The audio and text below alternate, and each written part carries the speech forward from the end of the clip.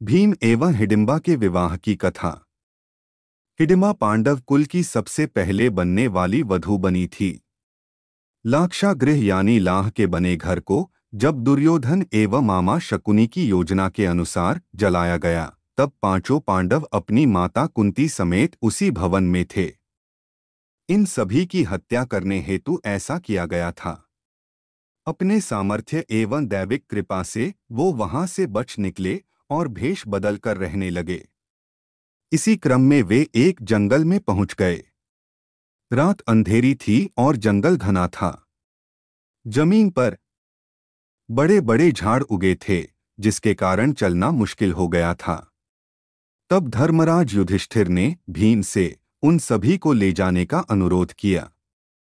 भीम ने अपने शक्ति का परिचय देते हुए अपनी माता सहित अपने चारों भाइयों को डोट उठाकर चलना प्रारंभ किया।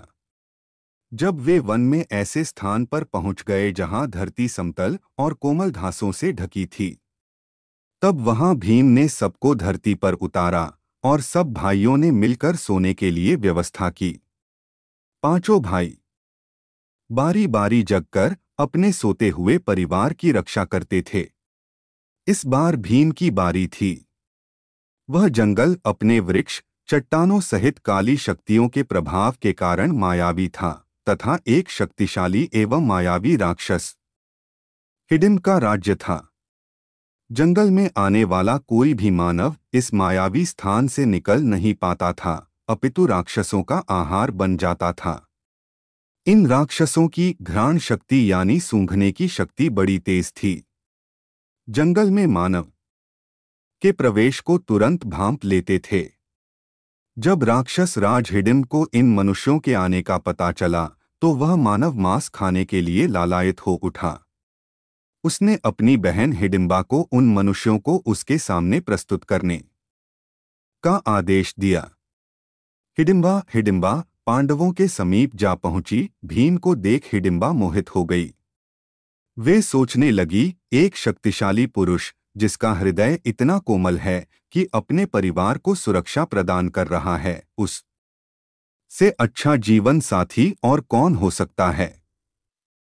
मैं धन्य हूं यदि वह मेरे पति बने। फिर उसे अपने क्रूर भाई की आज्ञा का स्मरण हुआ। देवी हिडिंबा ने अपनी मायावी शक्तियों से स्वयं को एक सुंदर युवती में बदल लिया और भीम के पास गईं। पहले जंगल में भटकी हुई युवती के भांति अनेक प्रकार की बातें कहीं। फिर जब भीम ने उन्हें रक्षण देने की बात कही, तब वो वहीं पर बैठ गईं। हालांकि आराम कर रहे अर्जुन एवं युधिष्ठिर को डोट देवी हिडिंबा पर धीरे धीरे संदेह भी होने लगा था, परंतु उन्होंने सुरक्षा को ध्यान में रखते हुए सोए रहने का स्वांग किया। आसपास क्या हो रहा है, इस पर चुपचाप ध्यान दे रहे थे। इधर देवी हिडिंबा से भी यह सच छुप नहीं रहा था।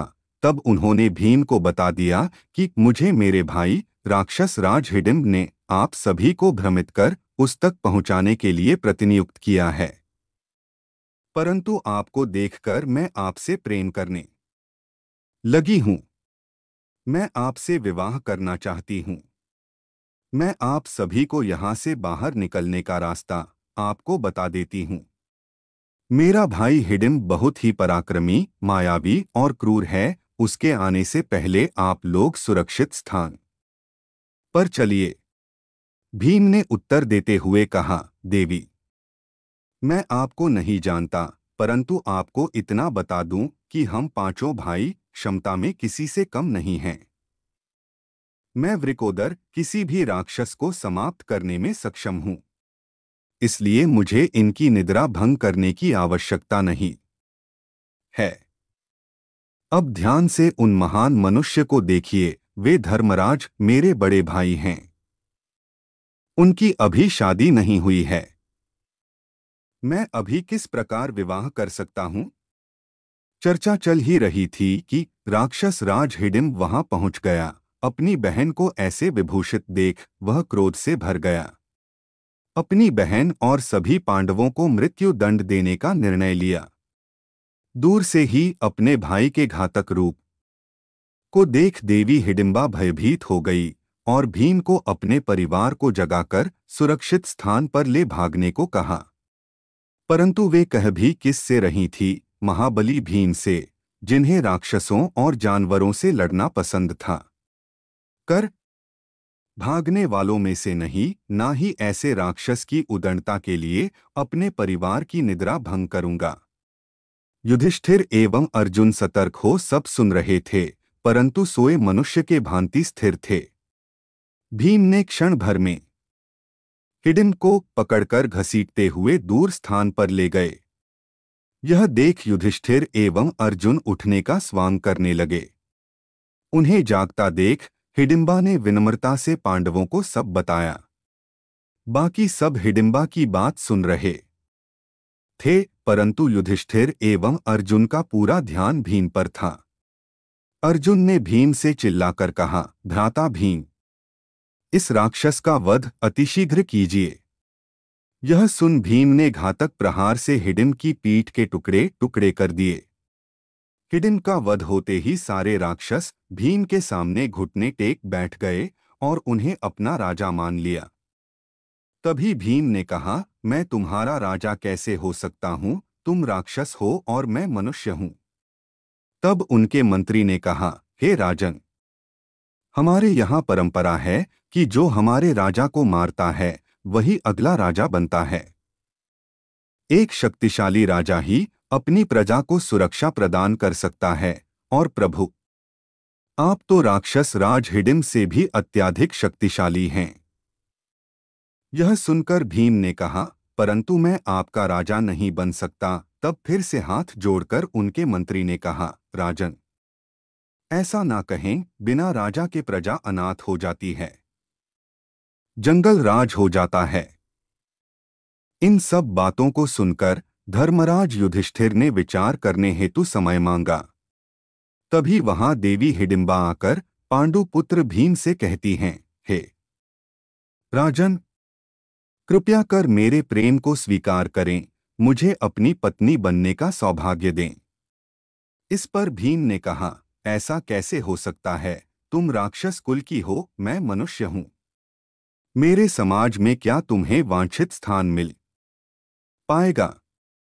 तब देवी हिडिंबा ने कहा, मुझे आपके समाज की स्वीकृति की इच्छा नहीं है, अपितु आपके स्वीकृति की इच्छा है। आप यहाँ का राजा बन मुझसे विवाह कर 1 वर्ष तक मेरे साथ रहें। जब मुझे पुत्र रत्न की प्राप्ति हो जाएगी, आप यहाँ से प्रस्थान कर सकते हैं। हम मायावी जाति हैं, मेरा पुत्र जन्म के कुछ समय बाद ही युवावस्था को प्राप्त हो जाएगा, तब आप यहाँ से प्रस्थान कर सकते हैं। मैं आपको नहीं रोकूंगी। मेरे पुत्र के रूप में इस कबीले को उसका राजा मिल जाएगा। फिर रोते हुए माता कुंती के चरणों में गिरकर कहा, माता, एक स्त्री के प्रेम की पीड़ा तो आप ही समझ सकती हैं। मुझे अपनी पुत्र वधू स्वीकार कर लीजिए माता। 1 ही वर्ष की तो बात है, मेरा भी कल्याण हो जाएगा और इस कबीले का भी। माता कुंती ने देवी हिडिंबा से कहा, हे पुत्री, तुम्हारी बातें तो धर्म संगत लग रही हैं, मुझे विचार करने का समय दो। फिर चर्चाओं के उपरांत माता कुंती सहित सभी पांडव इस बात पर सहमत हो गए कि इस प्रकार प्रजा को अनाथ करके जाना धर्म संगत नहीं है। फिर भीम ने कबीले का राजा होना स्वीकार किया, देवी हिडिंबा से विवाह किया और उनका एक पुत्र हुआ, महाबली घटोत्कच।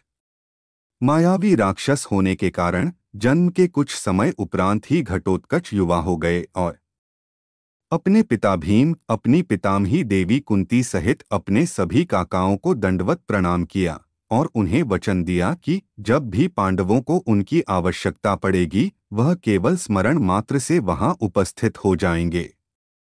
देवी हिडिंबा ने भी अपने वचन अनुसार अपने पति भीम, उनके भाइयों तथा उनकी माता देवी कुंती को विदा किया।